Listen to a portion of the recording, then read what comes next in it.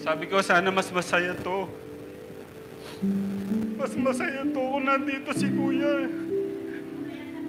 And bilang naging nanay mo, at patuloy na maging nanay mo, please, pag-usapan natin to sa mga tao ito na walang puso.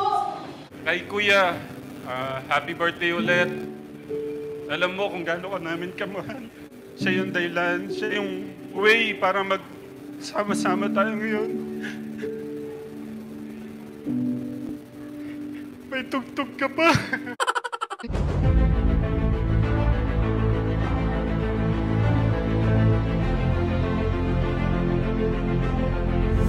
Ayun, shoutout guys, muli po, welcome to my YouTube channel. Ito po si Kuya July, ang inyong katugang, ang inyong kalingap na muling babati po sa inyo ng magandang araw, magandang gabi, sang paligman po tayo ng mundo naroon. At sa araw na ito, meron po tayong panibagong vlog.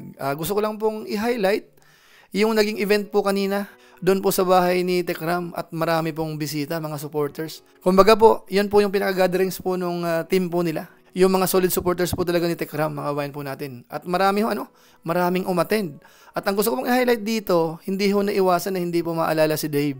At dito po, umiyak po uli si Tekram, mga kabayan po natin. So pag-usapan po natin yan, maya-maya ng konti. Pero bago po yun, siyempre paalala mo na si Kuya July, baka sakaling meron pa po ditong hindi nakasubscribe sa ating YouTube channel, huwag natin kalimutan, July Paunil. Tapos pakipindot lang po yung notification bell button para lagi po tayong updated sa aking mga video upload. Tapos yung ating Facebook page po, July Paunil 2.0, pwede naman po nating i-follow, pwede pong i-like. At siyempre po, supportahan din po natin yung mga Lingap partners po dyan. At higit sa lahat po, sina Kuya Bal Santos Matubang, Kalingap Rab, supportahan po natin. At isama po natin sina Tekram ho, yung kanyang grupo. Maraming salamat po sa inyo.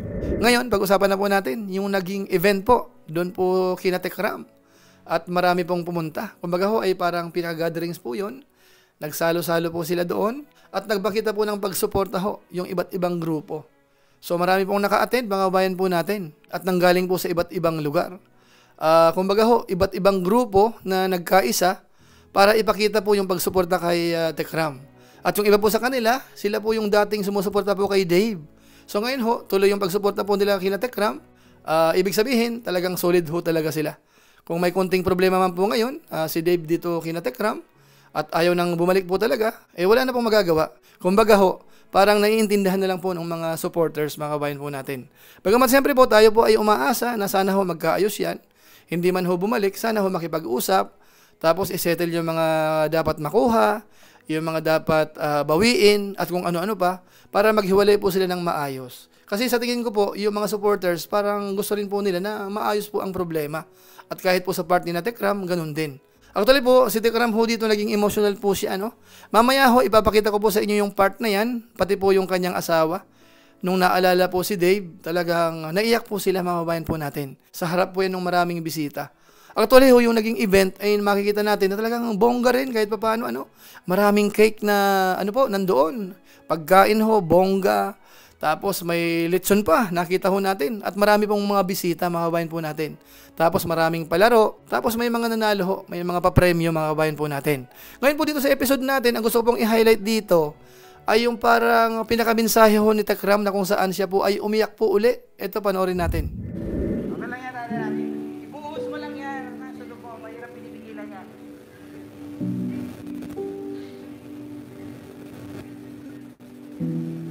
Okay, go. Tatara. Wala po kasi yung isang tao.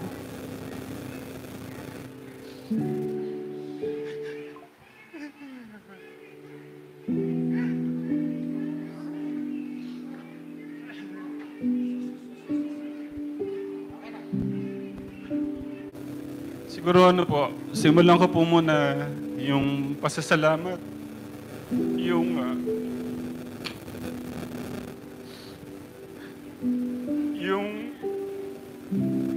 pasasalamat at napaka taas na papuri sa ating Diyos. Sa ating Diyos na binigay si Kuya Dave.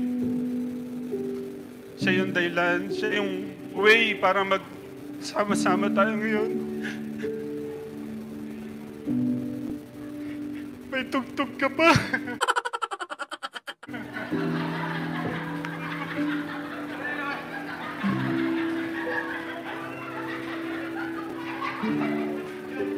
Para mas kilala.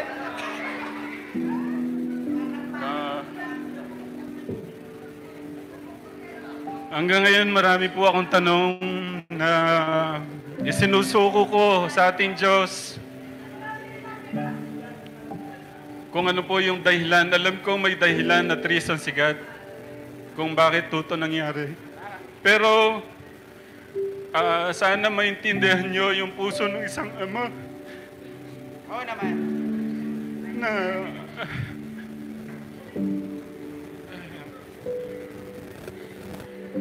yung tuning ko dyan, tinuring namin panganay.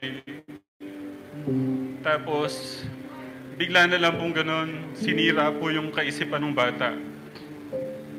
Pero, nananalig po ako sa ating Diyos na sana dahilan to para mas, alam ko, mahal ni God si Kuya. At alam ko, way to para mas maintindihan at maunawaan niya yung gusto kong gawin sa kanya. Hanggat bata pa siya, siguro ito yung way na yun nga, para maintindihan at maunawaan niya kung ano yung gusto nating mangyari sa kanya. At hindi ko lahat sinisisi kay Kuya, kay Tito Francis. Ugat talaga nito si Tito Francis eh. Kaya, pero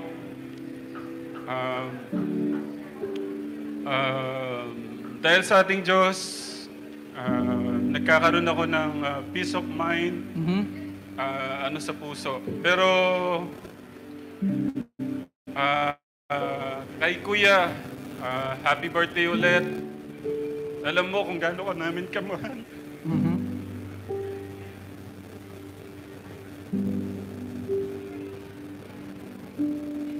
Paano kita pinotektahan? Paano yung mga plano natin? Alam mo yun.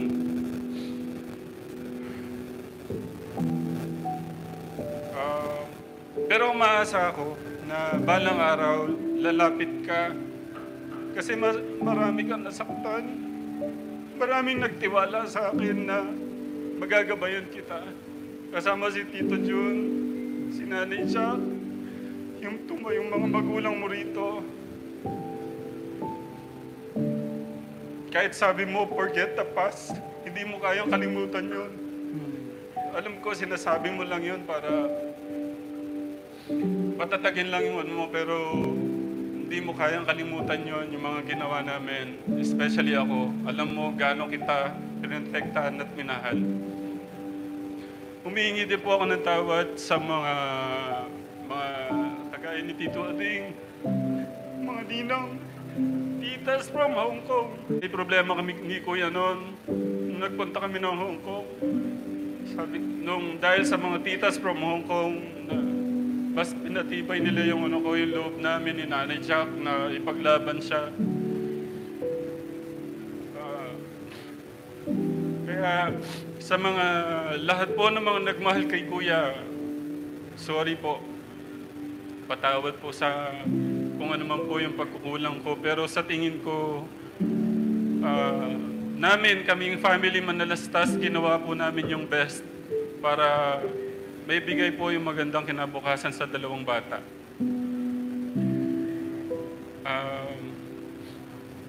Kanina, kaya po naisip ko lang, habang binibilangan niyo ko ng parang, sabi ko, sana mas masaya to. Mas masaya to kung nandito si Kuya. Oo. Pero, yun lang. Alam ko may dahilan. At may dahilan ng ating Diyos. Kaya, sa lahat po ng Together as One, maraming salamat po sa inyong pagpapabot ng support. Lahat po ng mga grupo. Ayan. Hayaan niyo po, sana, pagpe-pray ko na sana mas marami pang Kuya Dave at Kuya Luis ang pwede nating masagip na mga kabataan. Kaya maraming salamat po. So ayun mga kabayan po natin, talagang gaya po ng dati. Kapag pinag-uusapan po si Dave, hindi maiiwasan na si Tekram ho talaga ay maiyak siya, no? Kaya parang lumalabas po talaga dito, parang nagkaroon na si Tekram talaga ng pagmamahal kay Dave. Natapat nga lang po na talagang umalis.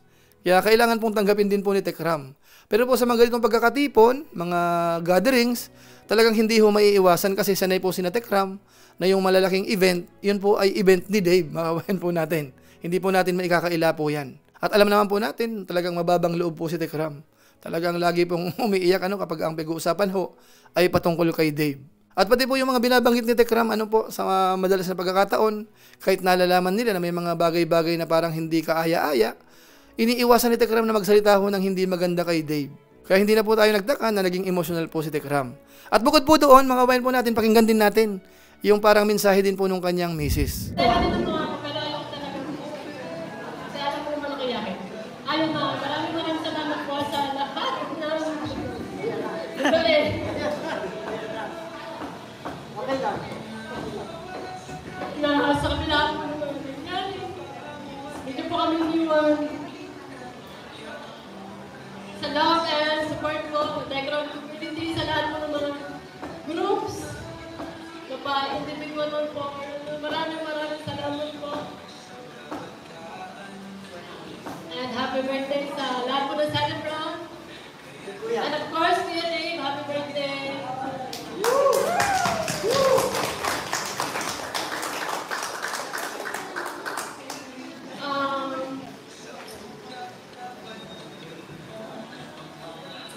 Go na, Reja.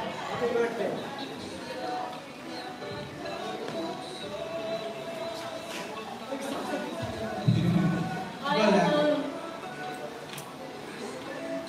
Alam mo naman na ikaw yung dahilan, nagsimula ng lahat na ito, yung mga groups na to.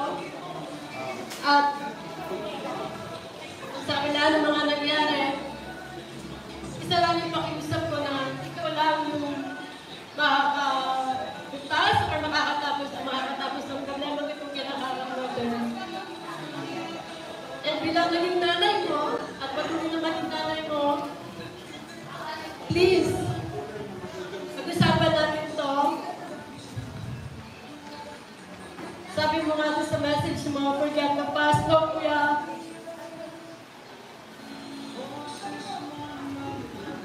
Go na, Reja. Kaya mo yan. Kasi yung mga unang linggo, ang mga nararamdaman natin, galit, pero habang tumatagal, still na nandun pa rin yung pagmamahal namin sa'yo. At gusto namin, yung maging plano natin, maging kayo dalawa ni Kuya Luis, di ba? Yung magandang plano natin na makapagtapos kayo, magkaroon kayo ng magandang kinabukasan. Yun naman talaga muli. Ewan ko lang ba sa mga tao ito na walang puso.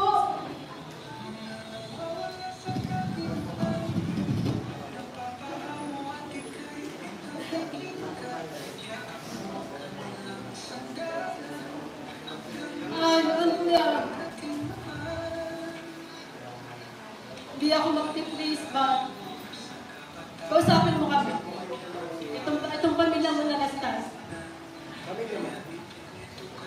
Pamilya mo. Ayan, muli po. Maraming salamat po sa mga group, sa mga nagpunta, sa Brenda, sa mga teachers, Tito Kay, sa Elton, lahat po ng mga nagmamahal. Thank you so much po. So yun mga kabayan po natin, so pareho po sila may mga binanggit po patungkol kay Dave, talagang hindi rin po nila maiiwasan na hindi maalala. Kaso nga lang po talaga, kailangan na po mag-move on din. Kumbaga ho, yung mga supporters, kung ano man po talaga ang gustong mangyari ng grupo nila, ni Dave. So hindi po natin alam kung anong balak po nila. Bagamat yung request po ng kanyang kaibigan ni Ninong S, si JC Isaac, parang gusto niya pong magkaayos, mga kabayan po natin. At inoobserbahan ko naman po yung page ni Ninong S. Parang wala akong masyadong nabasa na para bang kamukha nung mga nakaraang araw na maraming post ho na parang patama kina Tekram. So sana ho, sinyalis na po yan na sana magkaayos po. Kung ako ang tatanungin, pinakadabis pa rin po talaga. Sino man ho ang nakapaligid kay Dave, ano man ho ang mga nangyari, kumbaga ho, makipag-ayos na lang siguro. para matapos na yan. At total, si Tekram naman, napansin ko, willing naman po sila na makipag-ayos at mag-move on na rin, mga kabayan po natin. Yan po ang inaasahan ho natin. Hindi ko lang po sigurado kung ang mga viewers natin ay willing din po ba kayo na sana magkaayos na lang po sila, mag-usap na, pagkasunduan na po yung mga bagay-bagay para maghiwalay na lang ng maayos. Ano po? Tapos kanya-kanya na sila. Mag-move on na si Dave, yung kasamahan niya, ano man ang plano nila, magnegosyo, tulungan si Dave, papag-aralin, kung ano man po, bahala na po sila. Tapos sa mga grupo naman ni Tekram, mga supporters, go na rin. Kumbaga sa mga tinutulungan, yung mga content niyang about charity, so ituloy na lang po yun. So at least so, maging masaya na po ang lahat. Kung sino man po siguro ang mga nasaktan, yun po ay maghihil po yun unti-unti. At darating po ang araw na makakalimutan na po natin yung mga nakakalungkot mong mga nangyayari. Ano po? So siguro po sa pamagitan po niyan, yan lang po ng ating reaction video po sa pagkakataong ito. Maraming salamat po sa inyo at paalam po muna pansamantala.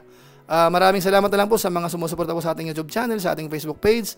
Lalo na po yung mga hindi po nag-skip ng ads, masipag mag-like at saka po nag-share ng ating mga videos. Kaya kung inyo po itong nagustuhan, pwede po nating i-share.